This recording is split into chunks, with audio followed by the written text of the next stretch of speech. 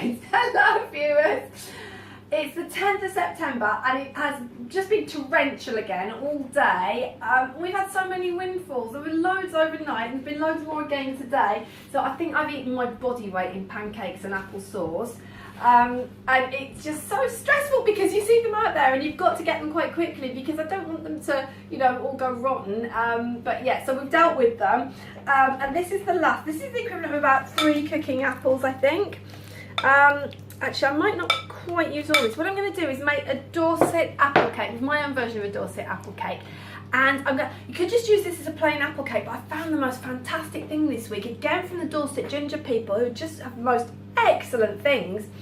It's Dorset Ginger with cinnamon, and the smell on this, it's phenomenal. It's absolutely the perfect combination of things, and it just screams apple cake at me, but it also screams things like parkin and ginger cake. So we're gonna have, get yourselves a bottle of this because we've got bonfire night and everything coming up. It's just the perfect thing. Anyway, what I've done with it is I've soaked some sultanas. Again, you don't need to put the sultanas in the apple cake, but I've soaked overnight those sultanas in about 25 mils of this. That was all. You don't need much because it's very, very, very strong. But I thought what it would do is make a shortcut because I haven't actually got any diced ginger today. So this will absolutely save me putting any ginger or cinnamon in because they're in the bottle, they've done it for you. So that's what we're going to use today. So what I thought I'd do is get 3 ounces of melted butter. Let's get a spoon. Okay, so this is just going to be a quick one, very basic cake. 3 ounces of melted butter going in there. And I've already added to that apple, I've already added about an ounce, maybe 1.5 ounces actually, of the Billingtons.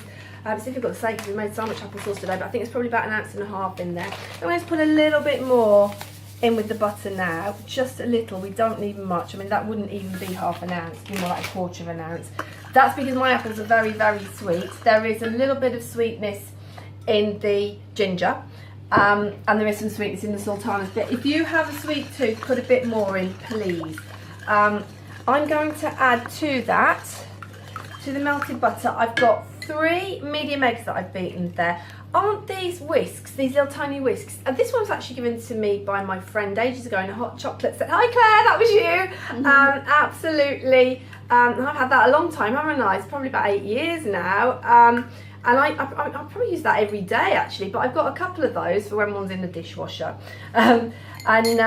They're very, very useful, aren't they? Just whisking like that. So I'm going to put that in there with the eggs and the sugar and the butter. And let's add some dry ingredients. I'm not going to forget the baking powder today, because I'm just going to grab my scales because I think I'm going probably about, let's see, maybe about 5 ounces of my dear old scales. They're completely inaccurate. I don't really know why I bother with them, but let's see. I'd say about 5 ounces of flour in there. I've got the basics again. Basic Sainsbury's self-raising. It's 55p a bag. I mean, what can you say about that? It does exactly what it says. That's about what I'm looking for, which I think even on those scales is 5 ounces. So I'm going to pop that in there. Not forget, this is so quick and easy, isn't it? Not forget about the baking powder today. I'm going to put a generous pinch in. Let's see. That's a good teaspoonful, isn't it? Probably about 1.5 teaspoons. So let's put that in there. And I'll get my trusty whisk, my non-handled whisk. Give that a bit of a stir. This is so quick. There we are. How about that? I actually feel in the mood for some summery music. I think I've got Greek CD in the CD player, Catherine, haven't we? Shall I pop it on? Oh yeah, yeah. Yeah, well, we give it a bit of a stir. It's a nice, yeah, it's one of those ones that you bring back from holiday, and it gives you that holiday feeling all year round. There we go. Oh, needs a bit of volume. There we go. Where's the box to that? I'd like to show you what that is. Is it that one? Manos Tacticos and his bouzouki. Okay, so very nice, Greek nights there. There we are. Warm us up a bit. Right, so there's your basic cake mix, as easy as that. And I think that's exactly the right quantity of flour, so I'm not going to add any more. Now, with the apple, possibly a bit more than I need. So I think we're talking about 3 cooking apples worth. It's difficult to tell with the windfalls because you obviously need to cut quite a lot out. Here we go. Put that in there. I'm going to give that a stir and see if I think I need any more. There's so many different ways to make apple cake, but this is a good one. Those apples, all I did with that, by the way, was I chopped them into pieces about 1.5 inches, possibly even smaller than that, maybe 1 inch in size, like little cubes, very roughly chopped, and pop them in the microwave. I did 3 minutes stir, 2 minutes stir, 2 minutes stir, and then mashed them. So it's simple, absolutely simple. You could do that on the jet as well. I actually think I'm going to pop just a little bit more apple in that, and then the rest of that there, I'm probably going to freeze for a winter morning when I fancy a few pancakes or something like that, or even a little bit of a crumble. Add it to some blackberries maybe. Yeah, so here we go. Do go out and get blackberry this weekend if you can, viewers. I think there's probably 2 weeks left before they shrivel up, which is, you know, they're not funny then, are they? So here we go. Look at that. Right, I've got my oven preheated on 180, so all it remains to do now, and I'm absolutely double checking that I did put the baking powder in this time. So there is still a little bit, they haven't taken up all the liquid, the sultanas, but, oh, I did pick these over as well, by the way, because sometimes you get those stalks on the end, and it's awful, isn't it, when you bite into it, especially if anyone's got dental work, like braces, things like that, you don't want the problem, so just pick over them, because there's always stalks. So in that goes, and there's the end of the delicious ginger liqueur as well. There we go. Give that a good stir. Oh, it smells beautiful. Yeah, so it's not going to be overpowering of ginger and cinnamon. It's just going to give it that warm, autumny taste. That sort of nice closing in with a little bit of comfort food by the fire. The more you're mixing it, the more I can smell it now. Yeah, it's absolutely gorgeous because that's been marinating all night. And those raisins, sultanas rather, they've really plumped up. Okay, that'll do. How quick was that, viewers? So let's just pour it into my trusty old, well, it's not really a cake tin, but it does make a lovely cake, so I'll put it in there. I'm going to use a springform tin with this. You could easily do that. In fact, a lot of people do a rectangle for a Dorset apple cake, don't they, which works very, very well. But I like this old, I don't really know what it is. It's a bowl, isn't it? What would you call it, Catherine? Just a bowl. It's like a souffle dish, isn't it, really? Yeah, but it does look a nice cake, yeah. Thin. Yeah. Nice.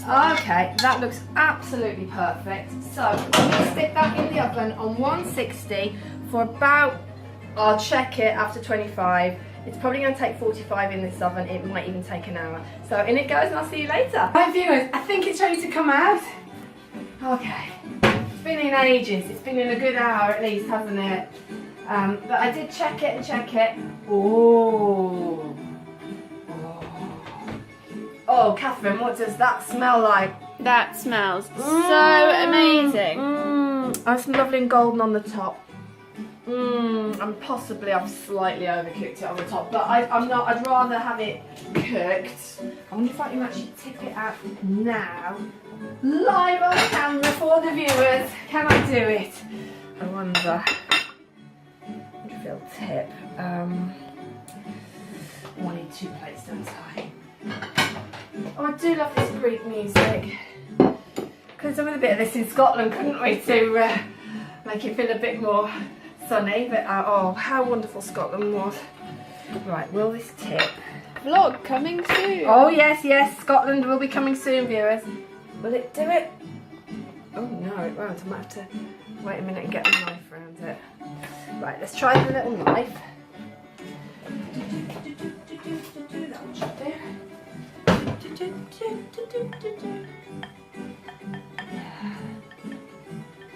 I'm just rushing because of course I'm late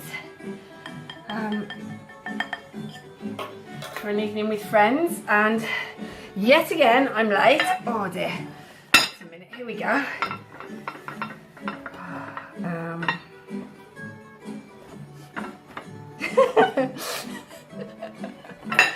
get worse and worse and worse.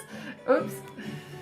Oh dear, that's hot. It's not going to do it, is it? I think I probably shouldn't have used squeaking. this. Yeah, here we go. Right, wait a minute. Let's try that. It's done it. Right, okay, so lift that off. So it's worse than nails on a blackboard, isn't it? Ooh, lovely. And what I'm going to do... Sultanas. Yeah, well, it it's- smells fantastic. I'm going to actually now tip it this way. How about this? 1, 2, 3. Hoopla! There we go. Oh, it lost a sultana. It's lost a sultana, but there we are. That is... I see some people like them rectangular, but I think you can't beat a lovely circular cake.